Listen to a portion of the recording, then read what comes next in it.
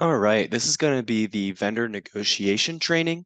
So first thing first, once you register, you're going to receive an automated email containing your credentials to log in. So once you get those, you'll come to log into the site. And let me get myself logged in here. Okay, and this is what you're going to see as soon as you log in. So you'll get this pop-up message, all deal and negotiations must be submitted by 7/22. If you have any questions about negotiations, please email showsupport@parenzo.com. And then you can just click close. And the first thing I want to do is go ahead and just get you familiar with the overall layout of negotiations here. So we'll start off in the top left corner. You can see we have these different tabs. Right now we're on the summary tab. We also have the negotiation tab, the samples tab, and the reports tab. Those are going to be the four most important. You don't really need to worry about the people tab. Right now we're on the summary tab, as you can see here. Show summary, basically this blue box right here is going to contain a bunch of important information pertaining to the show. So again, here's that reminder about the deal and negotiation cutoff of 7/22. And then you can actually click this link here for the show details. If I click this link, it'll open me a new tab. And here's this PDF from Carmela with all important show information. So feel free to take a look at that. And then once I'm done recording this training video, I'm actually going to link it here. Click here for the negotiation training video. You'll be able to click that at any point in time and review this training as needed. Okay, the next thing you'll notice is that we have our vendor name here. So I created a fake vendor, just called it Parenzo. Next column over, you can see we have total products to locked products versus unlocked products. What we call a locked product is a product that has been negotiated on by both the vendor and the buyer, and it's agreed on. So now that means it's ready to actually be in the show. Allowance is awaiting my approval, none, and allowance is waiting on others, one. So I'll show you what that looks like in just a moment here. To do so, we're going to click on the negotiation tab in the top left. And now we're on our negotiation page. So let's get you familiar here. This is our search function up in the top. Basically, you can find a product. If you have 100 items or more, obviously you don't want to scroll through a list, right? You want to be able to quickly look for something. So you can just type in the product name or ID right here and then click the search button. You can also use these different filters. So for example, if you want to look for your cheeses, you can filter by cheese and click search. And then you can always just come back to all if you want to see all your products. You can also filter by a status. So are we waiting on the buyer? Then up top here, we have awaiting my approval. This is a really useful one. If the buyer comes in and makes some changes to allowances and you need to come in and approve them, you can just click this and it's going to filter to those items only. Okay, so you can see here that I only have 2 items. Down here, each row constitutes a unique item, the cheese wheel and the tomato soup. We've got the columns brand, product ID, description, pack information, the ordering unit, and the allowance. I've also entered these 2 fake products. I have a pound allowance as well as a case allowance here. So just to provide an example for both. Now, really important, once you get to the negotiation portion, you want to make sure you click this button in the bottom right corner that says expand all in gray. So again, that's right here, expand all. So what that's going to do is it's going to open up each of these items to show you the specific ship window that you can negotiate on for each item. So there's 4 ship weeks available, and you want to actually enter your allowance for each one.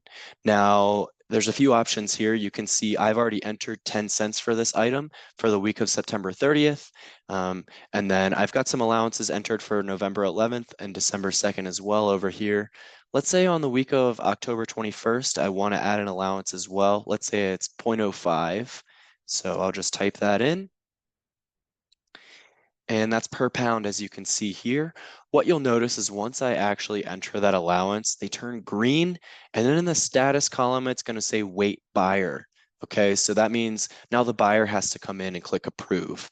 So if the buyer were on their screen, they're going to see the same exact thing, except for right here, there's going to be a checkbox for them to just click approve.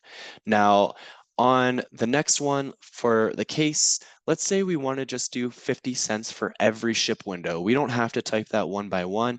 We can actually just come in here and type in 0.5 And that'll do it for every ship window. So now you can see that's a quick way to go ahead and update those.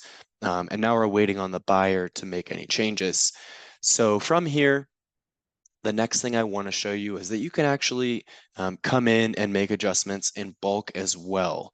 So the way you can do that is you can use these checkboxes to select multiple items at once. If you want to select all of your items on this page, use this checkbox. Then what we'll do is we'll come up to with selected, and we have a few options. So let's say the buyer came in and made their changes. You can just bulk update all of these to approved. So if they were waiting for your approval, you can do it that way. You don't have to go one by one. And then if you wanted to, let's say all of your items for every ship date gets one particular allowance, that's probably a rare scenario, but if you do want to do it that way, you can click bulk edit allowances and then just type that in here. So you can do expand all if you want. Otherwise, you can just go ahead and type it in. So rebate per unit, let's just do 1, 1, and then 1 and 1, and then we'll click perform update. And that's going to be $1 for each one of those. If I click out of here, you're going to see now these two items both have $1. So if you had 10 or 20 or more items, that's a really fast way to bulk update all of them if you want to. But keep in mind that you can just select a couple items at a time as well. You don't have to do them all. So basically, that's how you negotiate. If the buyer made changes, you would just have a checkbox right here that said approve, and then you just check the box, and that means it's approved. The next thing I want to show you is how to request a sample. So in the top left corner, we'll go to our samples tab, and then you'll see your products listed here. Every row constitutes a unique product. So you can see we have the tomato soup and the cheese wheel. I've already requested a quantity 2 of the tomato soup, and I put my note need hot plate. Let's say I'm going to request a sample of quantity 1 for the cheese wheel, and I'm just going to say need cooler or whatever note you want to enter there. The catch here is that you absolutely have to click this Save Changes button, or else we won't have noticed that your samples request went through. So if I make a change, need ice, let's say, and I try to leave this page, it's going to bring me this pop-up message that says, are you sure you want to do that? You'll just click stay here. It's basically telling you, hey, you haven't saved your changes yet. So we're going to go ahead and click save changes, and now we're all set. So that's how you request your samples. Just keep in mind, you do want to enter a note with it as well, because Carmela can see that. So last thing I want to show you here will be the reports tab. So in the top left, we'll come to reports. And these are the two reports that you have available to you. The first one is called Product Showbook. Now, what the Product Showbook entails is it's going to be basically a listing of all of your items that are locked and in the show. So as a reminder, a locked item means that you, the vendor, and the buyer have both agreed upon the allowance, and it's finalized. Once it's finalized, it's going to show up on this report. So once you're done entering all of your allowances, you can always come here and just download this report to go ahead and have a record of what's in the show. Great way to double check. Now, the other report is the product samples, and I'm actually going to click into this one. And on the left-hand side in blue, I'm going to click Generate Report. Okay, our report has been generated, but it's really meant to be viewed after it's exported. So the way we can export it is we click this drop down here, and we want to choose our file type. I like to export these into Excel, so that way I can manipulate the data how I need to. So I'm going to choose XLSX, and then I'm going to click the blue export button, and that's going to automatically download to my computer. So I can just go ahead and open that up now. All right, let me open this up. And you'll notice here, some of these fields are blank. It's because, this vendor doesn't have a broker associated, and then it's a fake product, so I don't have a buyer either. But on your items, you will see the buyer info. You've got your vendor info, the item number, the description, pack, brand, and I'm going to scroll over here, and you'll see the sample quantity. There's that 2 that I entered for my tomato soup, and my quantity 1 that I entered for the cheese wheel. And then in column T, you can see the notes, need a hot plate and need ice. So this is a great way to access your reports, download these, make sure everything looks good, and double check your work. That's really it for the negotiation training. So the last thing I want to hammer home here is if you do have any questions that you don't feel like are answered in this video, please feel free to email us at showsupport@parenzo.com, and I'll be happy to assist you there. Otherwise, hopefully this goes very smooth for you, and we're here if you need anything. So thank you very much.